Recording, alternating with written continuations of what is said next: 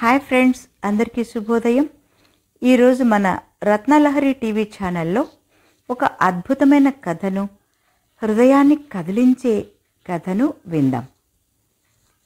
రాత్రి 11 గంటలకు తాళం వేసి ఉన్న ఇనుప ద్వారం బయట నుండి ఒక పిలుపు. ఎవరా అని వచ్చి చూశాను. గుమ్మం ముందు ఒక పెద్దాయన ఉన్నారు. చాలా దూరం వచ్చినట్లుగా నలిగిపోయిన బట్టలు, చేతిలో చిన్న సంచితో నిలబడి ఉన్నారు. ఆయన తన చేతిలోని చిన్న కాగితంలోకి చూస్తూ, ఆనంద్, నంబర్ 8, యోగానంద వీధి ఇదే కదూ అని అడిగారు. అవును, నేనే ఆనంద్, ఇదే చిరునామా, మీరు అని అడిగాను. ఆయన చిన్నగా వణుకుతూ తడారిపోయిన తన పెదవులను నాలుకతో తడుపుకుంటూ, బాబూ, నేను మీ నాన్నగారి మిత్రుడిని, మీ ఊరి నుండే వస్తున్నాను. నాన్నగారు మీకు ఈ ఉత్తరం ఇచ్చి మీ సాయం తీసుకోమన్నారు. ఉత్తరాన్ని చేతిలో పెట్టారు. ఆయన ఆ ఉత్తరం ఇవ్వగానే, నాన్నగారా అంటూ ఆ ఉత్తరాన్ని తీసుకొని ఆత్రంగా చదివాను. అందులో, ప్రియమైన ఆనంద్, నీకు నా ఆశీర్వాదములు. ఈ ఉత్తరం తీసుకొని వచ్చిన వ్యక్తి నా స్నేహితుడు, పేరు రామయ్య. చాలా కష్టజీవి. కొద్ది రోజుల క్రితం ఈయన కొడుకు ఒక యాక్సిడెంట్లో చనిపోయాడు. నష్టపరిహారం కోసం తిరుగుతున్నాడు. అది వస్తే ఆయనకు, ఆయన భార్యకు రోజు గడవడానికి కాస్త తోడవుతుంది. యాక్సిడెంట్ జరిగిన తర్వాత పోలీసు వారి విచారణలు, ట్రావెల్స్ వారు ఇస్తామని అన్న నష్టపరిహారపు పేపర్లు అన్నీ సేకరించి నీకు పంపాను. డబ్బులు హెడ్ ఆఫీసులో తీసుకోమన్నారు. ఆయనకు హైదరాబాద్ కొత్త, ఏమీ తెలియదు. నువ్వు ఆయనకి సహాయం చేస్తావని నమ్ముతున్నాను. ఆరోగ్యం జాగ్రత్త. కుదిరినప్పుడు ఒక్కసారి ఊరికి రావాల్సిందిగా కోరుతూ మీ నాన్న అని ఉంది. నన్నే చూస్తూ నిలబడి ఉన్నారు రామయ్య గారు. ఒక్క నిమిషం ఆలోచించి ఆయనను లోనికి ఆహ్వానించాను. మంచినీళ్ళు తెచ్చిచ్చి ఏమైనా తిన్నారా అని అడిగాను. లేదు బాబు, ప్రయాణం ఆలస్యం కావడంతో నాతో పాటు తెచ్చుకున్న 2 పళ్ళు మాత్రం తిన్నానని చెప్పారు. 4 దోశలు వేసుకొచ్చి అందులో కొద్దిగా ఊరగాయ వేసి ఆయన చేతిలో పెట్టాను. మీరు తింటూ ఉండండి అని చెప్పి ఆ గది బయటకు వచ్చి కొన్ని ఫోన్లు చేసుకొని తిరిగి ఆయన దగ్గరికి వచ్చాను. నేను వచ్చి చూసేసరికి ఆయన దోశలు ఆరగించి చేతిలో ఏవో పేపర్లు పట్టుకొని కూర్చున్నారు. నన్ను చూసి ఆ పేపర్లు నా చేతిలో పెట్టారు. అందులో యాక్సిడెంట్లో చనిపోయిన వారి అబ్బాయి ఫోటో కూడా ఉంది. కుర్రాడు చాలా అందంగా ఉన్నాడు. సుమారు 22 సంవత్సరాల వయసు ఉంటుంది. నా కళ్ళల్లో నీళ్లు తిరిగాయి.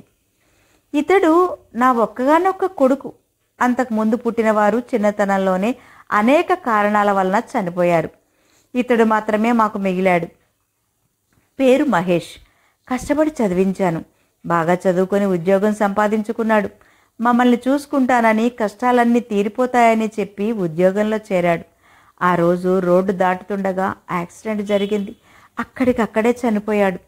నష్టపరిహారం తీసుకోవడం ఇష్టం లేక బిడ్డపైన వచ్చిన పైకం వద్దనుకున్నాము. కానీ రోజురోజుకి నాలో శక్తి తగ్గిపోతోంది.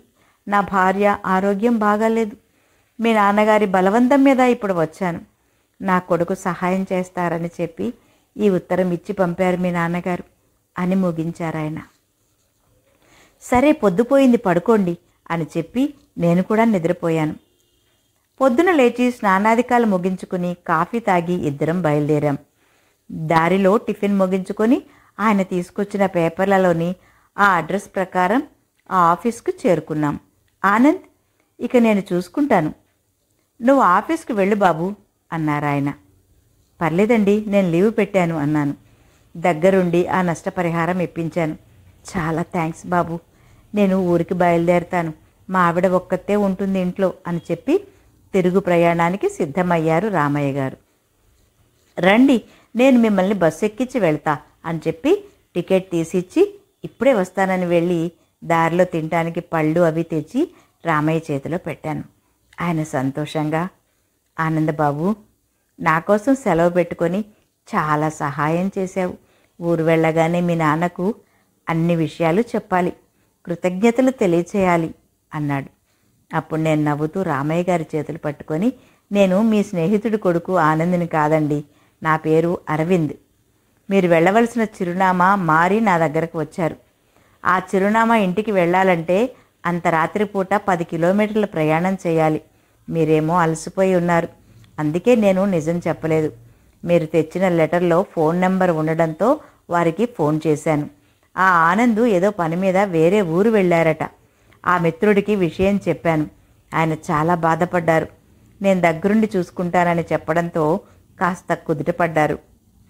మీకు జరిగిన నష్టం నేను తీర్చలేనిది, కానీ ఏదో నాకు చేతనైన సహాయం చేయాలనిపించింది. నాకు ఆ తృప్తి చాలండి అన్నాను. బస్సు కదలడంతో ఒక్కసారి రామయ్య గారు తన కన్నీటితో నా చేతులను తడిపేస్తూ కృతజ్ఞతలు తెలిపారు. నువ్వు బాగుండాలి బాబు అని ఆశీర్వదించారు. ఆ మాటే చాలనుకున్నాను నేను. 15 సంవత్సరాల క్రితం మా నాన్నగారు చనిపోయారు. ఇప్పుడు ఈ రామయ్య గారిని చూస్తూ ఉంటే ఆయన ముఖంలో మా నాన్నగారు కనిపించారు. ఆకాశంలోకి చూశాను. అక్కడే ఎక్కడో ఉండి ఉంటారు మా నాన్న. నాన్న, నా అభివృద్ధి చూడడానికి ఈ రూపంలో వచ్చావా నువ్వు? ఒక ఉత్తరం తీసుకొచ్చి నాకు చూపి నేను సాయం చేస్తానో లేదో అని పరీక్షించావా? మీ వంటి ఉత్తమమైన తండ్రికి కొడుకుగా నా కర్తవ్యాన్ని నిర్వర్తించాను నాన్న. మీకు సంతోషమేనా నాన్న అంటూ ఆనంద బాష్పాలు రాల్చాను. సాయం చేయడానికి మనసు ఉంటే చాలు, మిగిలినవన్నీ దానికి తోడుగా నిలబడతాయి. ఏమంటారు ఫ్రెండ్స్? ఏమంటారో మీ అభిప్రాయాన్ని కామెంట్ రూపంలో తెలియజేయండి. ధన్యవాదాలు.